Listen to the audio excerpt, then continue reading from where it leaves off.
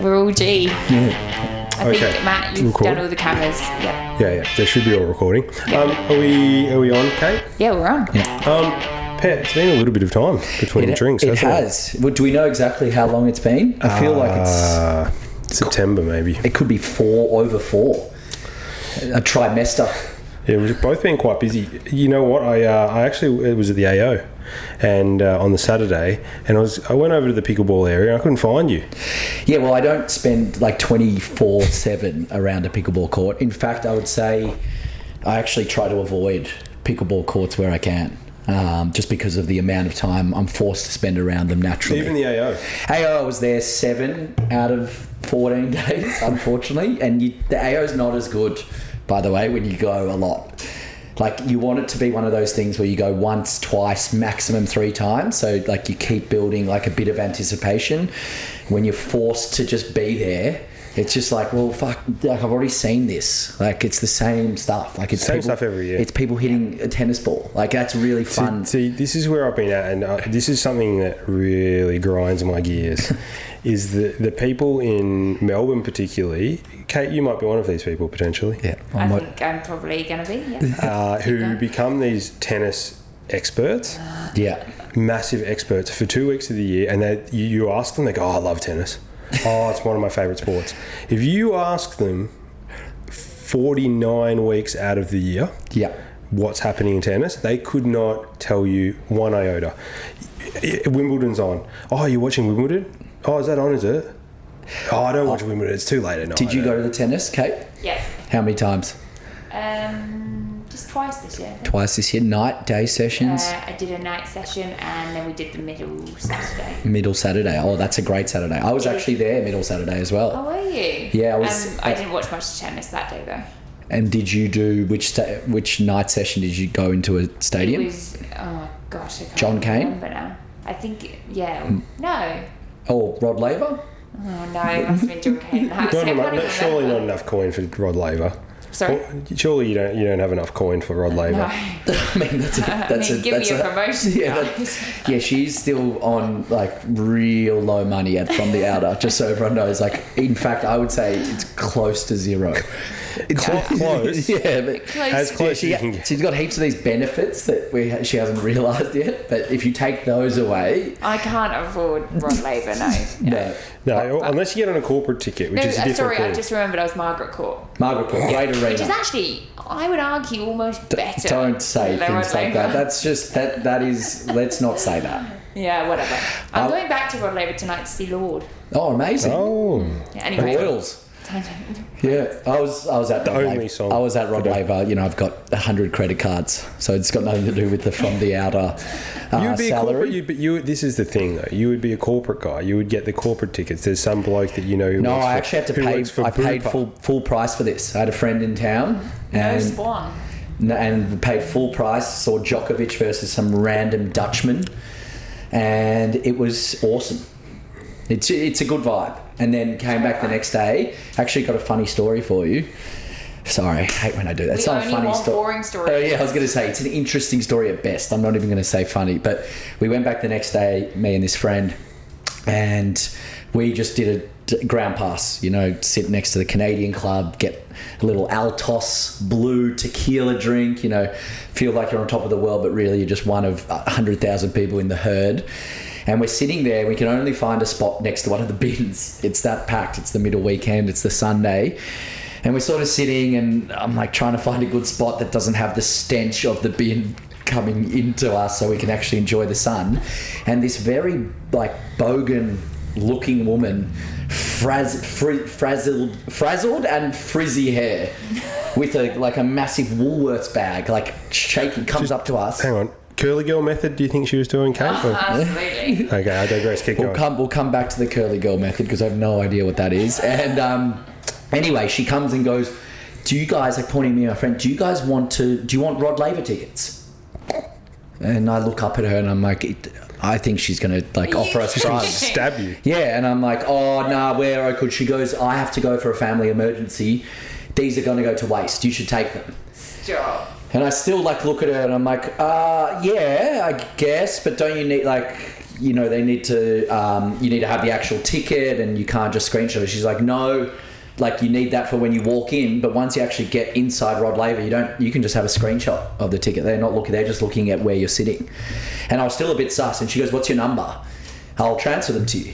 And I go, all right. And so this woman transferred 2 Rod Laver tickets. Carlos Alcaraz was playing against Tommy Paul. Just calling you every day. And we went in. We just showed our tickets. They were probably about $450 tickets. Lower bowl, about 10 rows from the front. Insane. And so we were there last night. We didn't plan to be at Rod Laver again. Come back, straight in, watched 1.5 sets, like the perfect amount of tennis. It's about an hour and a half. And then we were like, this is unbelievable. And then you're just on top of the world. And we went home, had drinks, dinner booking. And we were like, how good. And then I sent her a message being like, hope the family emergency was okay. Thanks so much for the tickets. And she's just wrote like, glad someone could use them. Like not giving me much. No. But what did I expect her to throw a party for me? I don't know. Exactly. It would be weird if she then wanted to engage in something. No. Oh, my dad died, or Yeah, it was a weird message from me. I don't know why I even addressed the family emergency.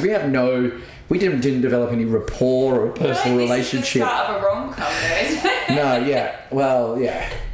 Anyway, so there's a little story for you, but yeah, the tennis, great. Meanwhile, he wakes up in the middle of the night and there's this woman standing at the end of his bed, watching him sleep. I wish that stuff turns me on. Anyway, it's probably for another podcast, not this one.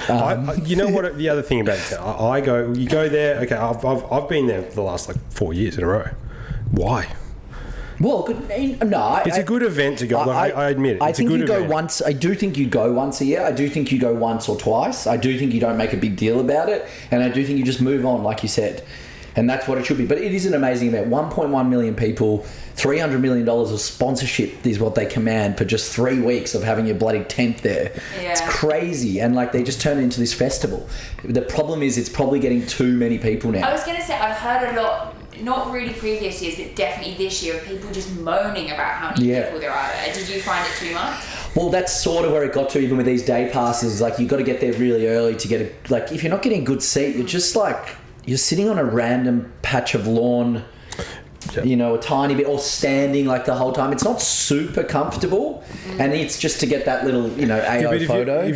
Well, this is the thing, and this is probably the broader discussion, is there are a lot of people who are going who don't love tennis. I'm probably one of those people, but they go there and they just hang out, they take the AO photo, they go to the courtside bar, have some, I guess gin and tonics or whatever it is, watch stuff all, and then go to the pub afterwards. And that's the argument, is that's taking away the potential for other people who do love tennis to go, who might be able to afford it. But look, I'm in this situation where if you want to go, you can make an effort to go. You get tickets early. You go to a midweek day, a Tuesday or something like that, where people aren't going super early, and you go super early. And I think it was only 1 or 2 days where you couldn't actually rock up and get tickets. There was still you can still rock up. It's just that the sardines, I don't think there's a minimum. They have, but it's just too much. It's almost if you got that number down to 800,000 or whatever it is, obviously they'll never do that because that's just so much revenue out the door. It would be a better experience, and maybe you could charge more. The other thing that kind of hurt me a little bit more was the fact that the cricket only went to 2 days. So not only my sporting quota is way down. I usually go on the 3rd day to the cricket, which is niche on its own. Thanks to the MCC for that, because I'm at the bottom tier, and that's the only day I can get. Really? Yeah. So I was going to ask, because day 2 is the most popular, which is when I go, and say 90% of people, and then you got day 1. Yeah. And then I haven't heard of day 3 being it's so repeatable thing. It's so I can get in with my membership. I mean, if I wanted to, I could get... we can get tickets, visitor passes, and so forth. You got Stooge. So this was the Boxing Day. This is the Boxing Day test, and the curator, if we can call him that, decided to leave grass on the wicket, Kate. Grass on the wicket. Did you know there is a significant difference between 7 mil of grass and 10 mil of grass? Now, I didn't know this previously, but apparently last year, it was a great test. Went to 5 days, India versus Australia. Australia won. on the last day. Very exciting test. This one, exciting test, but it was 10 mil of grass, and the ball was nibbling around. It was nibbling around. Yeah, it was. I guess it was nibbling around. There were just many wickets. And meanwhile, who is the Cricket Australia CEO? Doesn't even matter. Todd Greenberg, is that him? Yeah. He's sitting there in the fetal position in the bathrooms in the MCC, like rocking back and forth, because he's lost probably about $15 million. Well, they've lost, I think it was close to 30 million was the estimate because of just how short each of the tests were. I think one went to 4 days, Sydney, is that right? The rest of them were two or 3 days, which is a disaster. No, it's a disaster for revenue. And also... because it surprised me to hear that people actually get refunds.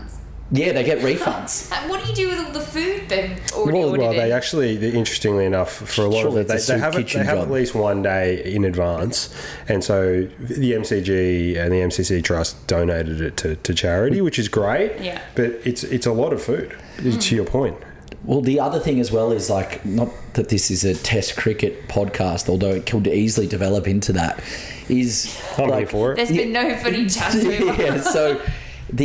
Test cricket is good because it goes to 4 or 5 days, and there is this strategical mind games, the battlefield that happens, especially towards the end when the pitch changes and you've got decisions to make around declaring and around chasing, around how you play, and we didn't get any of that.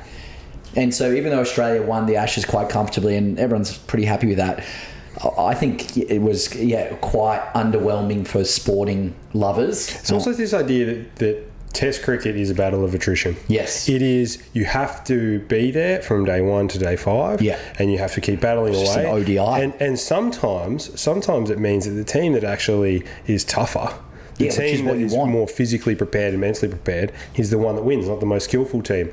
But I don't know, this one just... is it the death of Bazball, Kate? That's probably more of a you question than a me question, I would say. You've been such an English proponent of Bazball as well, like over the last 15 to 20 podcasts that it's come up. Yeah, absolutely. I'll probably talk more on that next week. Early, what are we doing here, Pet? The talk of the off-season. The private life of one Lachlan Gulliver Neal. Yes. It was... I mean, it's been plastered over the back of the Herald Sun, the front of the Herald Sun, the many Daily Mail articles that are then subsequently posted on Facebook. It's been, first off, it's been great for the data miners and the Daily Mail enthusiasts out there who love the gossip, because it's just been straight up gossip for probably not... I would say 3 months. I think it's helped a lot of people who struggle through the off-season get through it. That's the one positive. It did carry off. I feel like in the last 2 weeks, just because the footy's back, it's tailed off a tiny bit. That's probably been the first time. But, it was unbelievable. I've actually spent quite a bit of time in Brisbane over the last month, 2 trips, and right next to the Gabba. And even there, it's such a... the great thing about it, it's got all of these women into footy that didn't care about footy. That's what I've loved about it. They couldn't care less, but now they're pointing out, well, Cam Rayner's at a cafe because they've taken an interest in the Brisbane Lions. Could you almost walk near the Gabba and feel... I felt tense. But also the thickness of adultery in the air. So do you know what I mean? So I'll tell you something about Brisbane that I've noticed. It is the most fucking horny place I've ever seen. And I'm not at that exactly. I thought I was, but I'm not. These men and women are they're hornbags. They're HBs, and it doesn't surprise me at all. And I've never seen the amount of adultery stories coming out of Brisbane. We shouldn't be surprised since the Battalion. Well, of course, we were the first to break. We were the first to break the Battalion news, at least the real Battalion. Yeah. But the most amazing thing for me is that there's layers to this story that we will still not know. This is not a recent thing. This allegedly has been happening for a long time. And allegedly there's more, people knew a lot more than what they're letting on, including Jules, including Tess Crossley's husband. And the best part is Tess never went private on Instagram. So she went up from 2,000 followers to 30,000. I can safely say I wasn't one of them. But she has a public profile, so you don't need to be. If she didn't, if she had a private, he would have requested. No, and the key thing is she just kept posting for a while until like the media, just thirst traps. And it was just insane. And then these rumours are coming out that Lockie Neal's kid is actually, like, she's the mother. Yes, because he looks a little bit... Yeah, but she's just absolutely insane, but potentially very true as well. Meanwhile, I'm just before you go on with this story, which I think is important, I'm just thinking these big pharma execs are sitting in the offices, looking at the numbers and going, yep, okay, Melbourne, standard level of Viagra sold. Sydney, a little bit up. Yeah. This year, great. Yeah. Okay. Look at Brisbane. Brisbane's Thailand. We're not. It's Bangkok. It's the equivalent Viagra level of Bangkok. It's incredible. The trails are through the roof up there. It made me laugh the other day. You know that Reddit post you put to the group chat, and one guy was just like, "Leave the poor man alone. Can't he have a private life?" No, you can't. Well, you can't. If you earn $1 million, no offense, okay, and I understand there's probably a level that we need to get to that we were like, okay, turn it down. But if you are willing to take $1 million a year to kick a football around, okay, then you have to accept some of this stuff. I don't even think it's the money. I think it's if you select a job where you know you're in the private life, in the public eye, the opposite, and you take all the benefits of that, of which they do, whether it's sponsorship, whether it's getting into things, whether it's doors opening or whatever, women, you then have to, unfortunately, you've got to take the good and the bad. Like, you can't just take one. If you say, hey, I'm not going to be involved at all, I'm not going to do it, which none of them do, then yeah, maybe we shouldn't be analysing your private life. But if you take a public-facing role that thrusts you into minor or major celebrity status, that's just part of the parcel. So, Kate, there are a lot of layers to sort of unpack here, and I'll start by, obviously, Lockie Neal cheats on his wife, presumably for a little bit of time, the mother of his 2 kids. The way that they found out, apparently, was that a Brisbane Lions wag, which is crazy to even start referring to people as a wag of a certain team, found Lockie Neal and this Tess Crossley character. Yeah. It was a little bit of a hottie, unfortunately. Doing the dirty in a car outside a function where his wife was inside, I presume, right? Yeah, and so she was battling. She had this internal struggle about whether she was going to tell Jules Neal or not, and obviously she ended up consulting probably everybody that she even knows. So it was widely known. Probably it was consulted amongst the WAG community. Yeah, I think there was a WhatsApp group. I've been requesting to enter in that WhatsApp group for about 3 months now, just sitting as pending. Well, you guys were aware of the whole Wagatha Christie debate around soccer? Oh yeah. So Wayne Rooney's wife was involving, but look, it's a similar level of scandal, at least in Australia, and then Crossley is supposed to be a Mormon missionary, and it's always her husband was friends with Lockie Neal, and then they don't know whether her, her son is Lockie's son, and obviously all of the internet sleuths come out and go, look at the son. The son looks exactly the same as Lockie Neal. It's a little kid. Like, you don't know anything about that. It is weird though, looking back on pictures of them all together, like how huggy they were. Yeah, the weirdest part is like 5 months ago, like Lockie Neal commenting on Tess and her husband at the time, like power couple. Yeah. When they're probably rooting in the elevator of that particular Bali resort. And then he's going, okay, well, not only is the physical act enough, I'm going to conduct some psychological warfare on your Instagram post as well, and really tell you who's your daddy.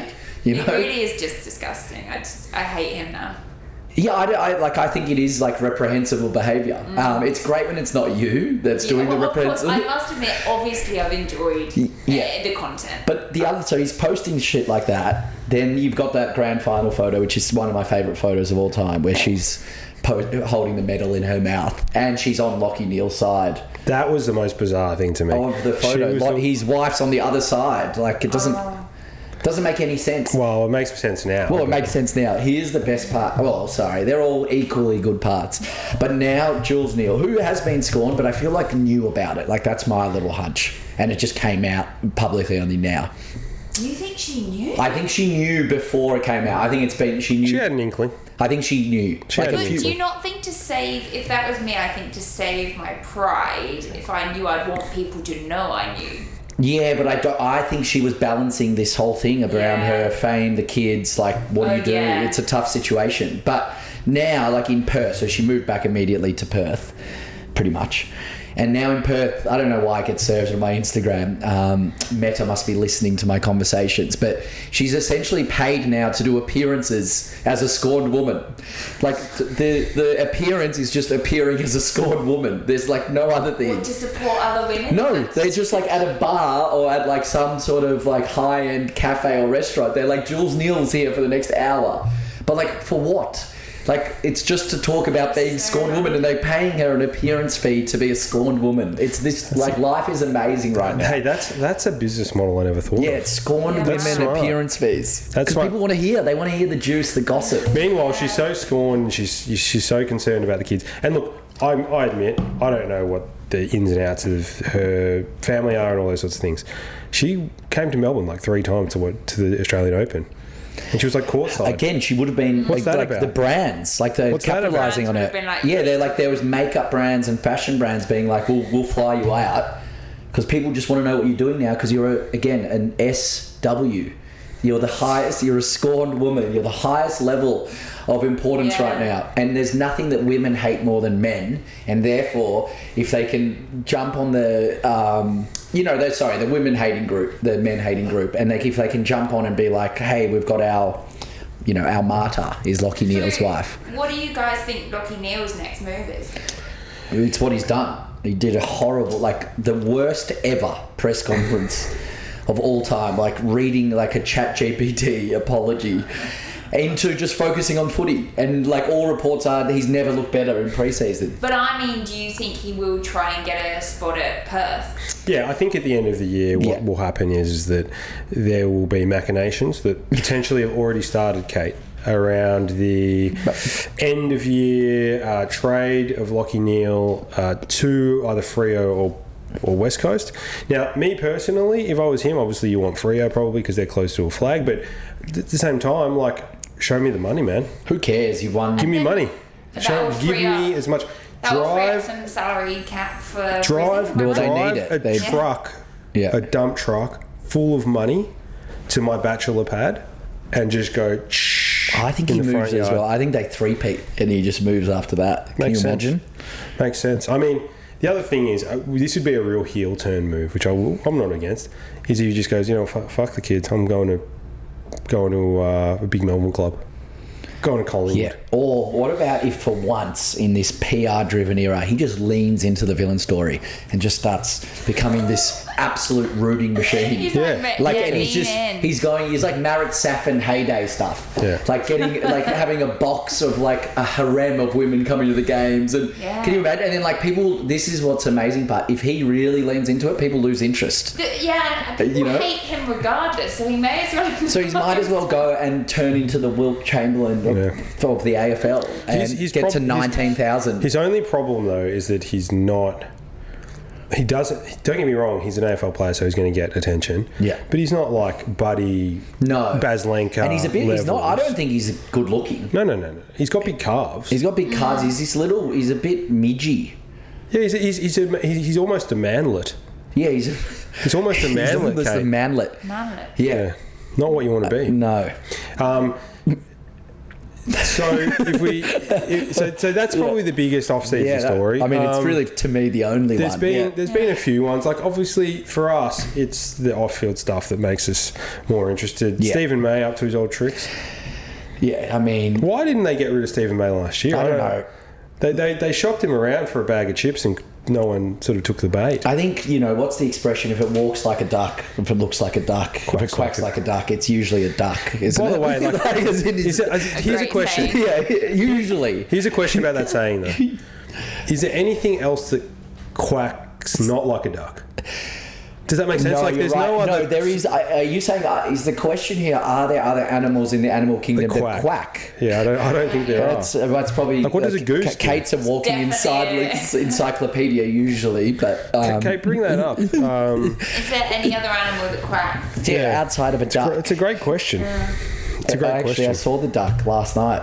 Not as you were exiting a bathroom somewhere in Port Melbourne. No, but it was in Port Melbourne, and it was in Port Melbourne. And Wayne Carey walked past. We were at Wally's wine room, and good name, isn't it? I've never been to Wally's. Yeah. No, yeah, it's a bit south of where you live because you're a bit of I'm not crossing the river. Yeah, you're not crossing the river. Not you, alternative people. But anyway, we're at Wally's wine room, and I'm facing away from the path, but the boys I'm with are like, "Oh, the duck's here." And then I start doing the motioning of the Tour XLers, but I think he saw that. Like, I was walking his dog and he gave me like a bit of a dirty look. Could it be like, is it some sort of low-level hip gyration? Is that I just went like that. Okay, and then and as I turned, we made eye contact. Is he the one that was caught in the bathrooms at Tour XLers? I mean, he was caught in the bathrooms at Glen Archer's house. Yeah, as well. Yeah. I was at Tour XLers on Tuesday, actually. I've had a bit of a drinking week. You've had a great week. I've had a guy, I was sending someone off to New York, and then Friday, a couple of wines. But every time I go to Tour XLers, I've been a couple of times in the last month, maybe since the story. I don't think I went once. Before then, every time I go there, all I can think about is that toilet, because I've used the toilet a few times, and I'm like looking around in the toilet. I'm like, where did they root? Where was the main portion of the route? Because it's big. We should put a plaque in there. Yeah, we should put it. I might next time. And I always get the outdoor courtyard area so I can see if people are walking in as a duo. Yeah. It's pretty, like, I don't know why I go to this bar outside of this. It's actually a good vibe. You know, one of those wine bars where you pull the drinks out of the fridge and then you go and pay for it and then you go and sit somewhere. Yeah, it's actually quite hipster for you. Yeah, it is for me. You know, I'm just very standard. Take me to a cocktail bar where like D-grade celebrities are, and that's where I'm happy. Kind of, what's that steakhouse that everyone goes to? Carter. Yeah, like that. Or like, well, more even like Francois type. Francois. Yeah, like that's me. Like all these people who are pretending to be someone they're not. And me. That's it. Someone who knows exactly who he is. Yeah. And as vile as that person is. Yeah. As vile as that person, at least he knows who he is. It's been, so in terms of off seasons and which club, because obviously it is a little bit of an AFL podcast. Which club won the off season, do you think? Well, look, it's not Brisbane. Brisbane's probably. There's a simple answer here. Wooden spoon There's a very simple answer. I don't think there's many other clubs worth talking about outside of, and I don't agree with it necessarily, but St Kilda has been the only one that I think has been that clear winner where it looks like all the recruits, there was a few setbacks early, I think, with TDK, but all the recruits have come on strong. Obviously, you got Nazaya after hitting that peak last year. Yeah, there is so much hype there to the point where even most footy pundits are saying top 4 should be happening. And then I'd say Gold Coast is the other one. Most people are picking them to win the flag. There's articles being written that they could be 10-1 because they've got a pretty soft draw to start the year, apparently. So to me, those are the two that have been the darlings of the pre-season. And then you've got every other club saying that everyone's, again, as we spoke about last year, training the house down. Essendon, I've never heard... Like, I had people in the Essendon chat yesterday telling me they were changing their season membership to include guaranteed grand final tickets. This is after a week ago saying we were going to finish bottom 3. Yeah. And the same with Richmond, the same with Carlton. You know, you've got Dan Does Footy promoting them. Like... but I would say Gold Coast and the Saints are where all the money talks come See, in. This is my big problem. I understand a lot of it to sell memberships, really. Yeah. A lot of the hype at this time of year, and it frustrates me quite a lot because, yesterday was the North Melbourne versus Melbourne practice match, and obviously North Melbourne played atrociously and basically showed that they haven't improved whatsoever. I just want someone from the club to come out and be super honest. Maybe we just have one day of pre-season.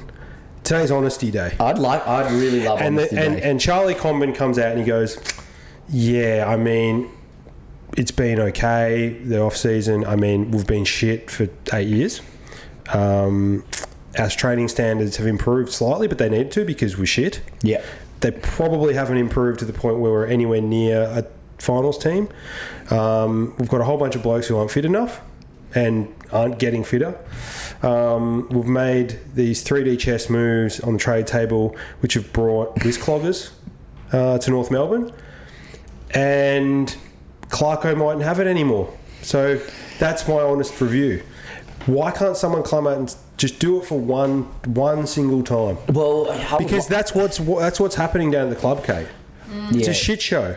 And I'm telling you right now, like I'll always obviously be a member, but what in the world? There is a microwave out the back. What are they doing? To microwave the membership card. That was what Richmond members used to do back before they won 3 Yeah, flags. but I want something that's like more ceremonial than a microwave. Like I want burning. Yeah. In a big bonfire. I want you need a cremation. Yeah. I need a cremation. I need a smoking ceremony maybe. Well, I need Uncle Colin. To do welcome to country before I do it. Bloody Lamborghini. That's I'm fucking sick of Uncle Colin. Uncle Colin's driving the same car as Zach Merritt. I tell you what I would. He's driving Uncle Colin. Uncle Colin is driving a Lamborghini. He's driving a bright yellow Lamborghini Urus up and down High Street Northcote. And let me tell you something. If you said to me, I could pay $20 extra to my membership so that there's no more welcome to countries from Uncle Colin, I would do it. What about someone else? I understand why we do the welcome to country, and I understand the respect it is, but it when it turns into an entertainment thing like it has, and then people start to turn on it, like you've lost the purpose of it. And then when Uncle Colin rolls up again in the it doesn't make any sense. It doesn't work anymore. So you guys aren't joking about the Lamborghini? No. So Uncle, you know why they have valet parking at the MCG? Because of Uncle Colin. Yeah, he rocks up and they go, it's good to see you, Mr. Colin. Please come in. And there's no doubt in my mind Uncle Colin is committing some sort of weird things like behind the back. All these types of people that get to the fame gets to their head, like suddenly these things come out. Imagine if Uncle Colin was on the Epstein list. Imagine if he was on the Epstein list. I'm not ruling it out. I'm not ruling it out. Imagine. I checked all of the names. I checked all of the names in this room because obviously I couldn't put my name to a podcast with people on the Epstein list. Unless it was just myself, which would be completely fine. But I'm not on the list. So Uncle Colin taking his private jet to St Kitts and Nevis. Yeah, he's a ridiculous. And staying at Jeffreys Island. The other thing about an honesty day that I love is it would you would put about 100 journalists out of business. Perfect. So start with Damien Barrett. So everyone's positive. Start with Barrett. Everyone's positive in the footy clubs, and then everyone's negative outside of them. But if you were just negative and realistic, then what do the journalists report on? They go, there's no drama or rumour. They just said that we're terrible and that we need to do this and that we're going to make massive changes, and then they're just reporting on facts. And there's no rumour, and there's no my sources tell me. The sources are public.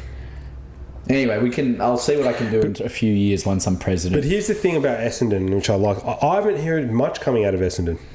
No, as in from the football club itself. I think that's good. We've done. I think we've learnt a lot over. I think Welsh has actually done a good job. I also think this Merritt thing's been one of the great blessings in disguise. He's clearly a bit of a dick, in a way. Well, I mean, certain sources have told us many other things which we won't repeat. That he likes to use that appendage as well, but.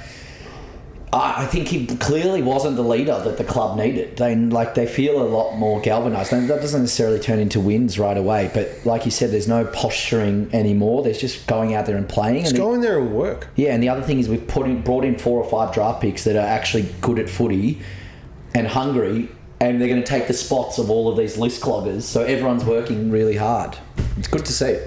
I'll just give you a quick 10-minute warning if there's anything you want to catch it with. Yeah. Ron? Let's go to what are we doing here? You start, Chief. It's good to have the segment back. Well, I've got a stack of them this week. My first one is the Lachie Neale situation. The amount of AI news reporting that was done in that space has been incredible, and including AI images, which So, for example, there was an AI image of Tess Crossley sitting on Lachie Neale's shoulders after the grand final. I didn't mind it. And, yes, humour. Yeah. I get it. Very good. But then because obviously Facebook is frequented by boomers, Kate. Yeah. And every single one of them was like, oh, there it is. We should have seen it earlier that they were having an affair. You fucking idiots. The other thing that's been happening is any time that, and this is classic for a scandal, right? Any time that Tess Crossley does anything or Jules Neale does anything or Lachie Neale does anything, it's news. So Tess Crossley was down at Currumbin walking around in the water in a bikini. And this was somehow a revenge bikini for what Jules Neale did 2 weeks earlier. What are we doing here? Okay. Do we not have more important things to report on, guys? I was walking around in the supermarket today, and I think I've seen one of the great bag fumbles of all time. What do you know Pringles for? Just being... They come in a tube, right? Yeah, it's the long tube. They're not good chips, though. Oh, see, I disagree. Yeah, I think they're an amazing snack. Yeah. And they disappear. But they're nowhere near. And once you pop, the sour cream ones. Once you pop, you can never stop. No, but that's because that's because they've got these fucking chemicals in them. They've got these chemicals that force you to. Yeah, but that's how the world works. I understand that, but drugs. my point is, if you compare them to any other, like a Red Rock Deli or a Kettle or these sort of chips, they're nowhere near those chips. It depends what situation you're in. I think sometimes I would choose a Pringle over. The only time I would choose a Pringle is if there was a situation where I had to transport said Pringles in a bag where they would get crushed. But because they're in a tubular form, they don't get crushed. Yeah. Right? I saw Pringles in a normal chip packet. Oh, that's... Oh, you can't have that. I saw Pringles. I saw Pringles in a normal chip packet. I think you are starting to see things at your old age. That was in Aldi. It was in Aldi. Outrageous. That is outrageous. Think about that. That is one of the great bag fumbles. The one competitive advantage they have. No, and so noticeable. It does the marketing for you. They've fumbled it. So now it's just a really shitty chip that's going to break up. Yeah, so break good luck with that one. Who agreed to that? That is really good luck with that one. And then I hope they're saving it like oodles of money to. Do you think it's a sustainability thing? I hope not. It might be. Do you think they can't make a tube that's more sustainable? Hey, you never know. I work in packaging. Yeah, they're putting people on the moon, Kate. And Pringles can't create a biodegradable package. Yeah, we haven't been to the moon for a while though. We're going to. We're going soon. Yeah, we are going soon. Not us. We're going soon. No, we're not. No, not before Europe. So in the next couple of years, they're going to the moon. Yeah. Yeah. Good. What are we doing here? Yeah, I've got one. What are we doing here? And then a low key cooking, obviously, for that segment once we get to it. My low-key cooking here is when you're... Wait, what are you doing here? Sorry, what are we doing here is... I've had one beer. Is when you're at like a restaurant bar and they have a QR code thing. Great, that's fine. That's not what are we doing here. But they don't have Apple Pay set up. You can't... We're in the modern era. We're sending people to the moon. Yeah, we're going to the moon. I'm not sitting there pulling out my card again like... That was 2023. That was 2022. Just get Apple Pay. I can't think of an app that doesn't have it. Like everywhere. Like you can do Apple Pay on your computer. You just scan the phone. You do the QR code as you're trying to check out for a Virgin flight. Yeah. I don't know why they're giving Virgin free advertising. They don't even sponsor us. But just if you're going to push people to a QR code, implement Apple Pay. It's not hard if everyone's doing it. It should take 10 minutes. Tech. Really what are we doing here? Giving Apple some advertising. Yeah, as well. And Virgin. Yeah, Kate, what have you got? Have you got anything? What are we doing here? Nothing this Nothing's week. grinding your gears? No. Yeah. Nothing's ground your gears for 3 months. No, she's been ungrounded. Non-grinding of gears, yeah. I think I had. You're in you know what I did? Yeah. This is just quite a sad story about a visa, but I got to the airport and realised that New Zealand require a visa to get in. So what ground my gears was I bought one on the spot at the airport because my passport wouldn't let me through, and a third party website charged me $300 for this visa, and if I'd have bought it through the New Zealand government, $90. Wow. So third-party fucking I know, scammers. they're They get you. scammers. What are we They get doing you. Yeah. here? They So that's get just you. kind of a story about me being a No, it's good. Do you need a passport to get over this side from Coburg? Because you're living in Coburg. Yeah. Yeah. It took me a long time today. I went Yeah, home. and she parked about an hour away, even though there's delicious little spots out the front. Oh yeah. You can park in Dan's I actually. never want to stop on busy roads. Yeah, you are such a giver. All right, low-key cooking, go on. Yeah, go for it. Low-key cooking for me actually is Tess Crossley's Revenge Bikini, which I thought was an incredible sort of back and forth between... I'm actually really enjoying the Jules Neal post one day, Tess Crossley post another day. Jules, I like that. There's a bit of... And, you can... They're not clearly speaking to each other, but you can just speak via the caption and via the choice of outfit and then let everything else run wild. I don't mind that little bit of social media discourse. Tate. You like a little bit Yeah, of I do. tate. Yeah. That's not bad. I bought KO once again, and to be fair to KO, they've slowly improved their app. So that's not the low-key cooking. My low-key cooking is getting a digital membership and saving like $150. Like with an AFL club. So what you can do is you can buy an AFL digital club membership. So the money goes to the AFL club, and then they obviously pass on a certain amount of it to KO or Foxtel, and you get access to KO for the year. So you can watch your club, and it's like if you pay up front, it's like $150 cheaper. It's definitely worth it. Wow, okay. And so anyway, I've got my dad on. My dad is now a Brisbane Broncos member. So why can't he be a North Melbourne? Because this is the weird thing, is that each club has a different cost for their digital membership. So the base level membership, I think, is $370 or something like that. Yeah. Well, maybe it's cheaper than that, but it doesn't matter. But you get the point, right? Yeah. But it's actually different for different clubs. So like Brisbane Broncos are the cheapest one I could find. That's crazy. It's funny that you're comfortable doing that. I feel like if that was a deal in the UK, there's no way I could convince my dad to sign up for a competitor team, even if it was cheaper. Yeah, I mean, I know it's fair. petty, but that's. I like that though about I like that UK That's loyalty loyal. and passion. That's loyal. I mean, as we know, I'm a GWS membership because that's the digital package. And we do. All our loyal listeners know that. Yeah, and that's been good. That's been good. So yeah, it's the digital membership. Good. It's not bad. What about you, Kate? Are you liking anything? Are you liking Coburg? Yeah. You going to Preston? Kate's going Yeah, to Brunswick? I'm not in Coburg. Yeah. He's just doing the whole. Yeah, it's a shtick.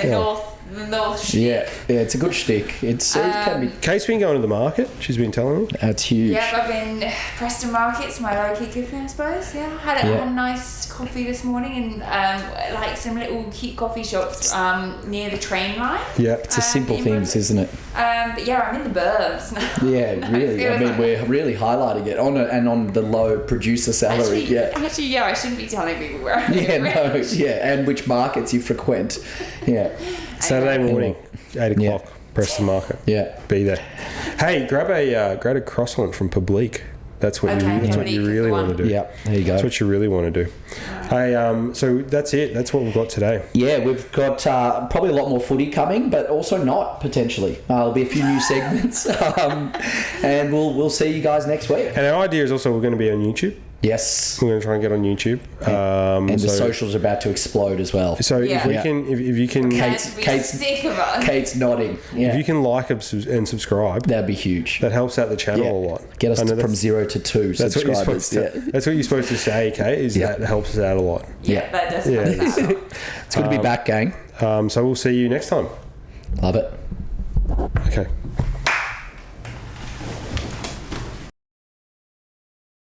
Thanks for watching From the Outer Podcast.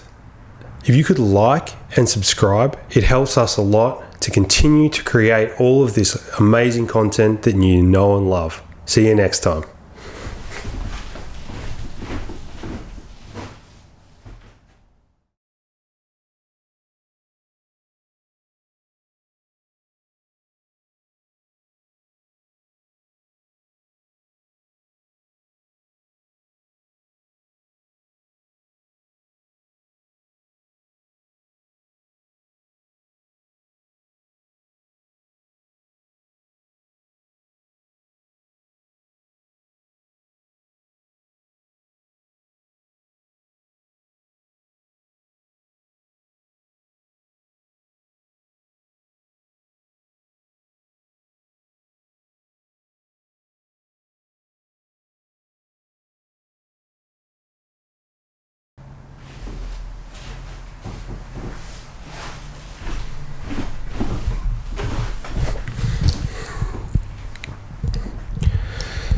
Thanks for watching From the Outer Podcast. If you could like and subscribe, that will help us continue to create all the content that you know and love.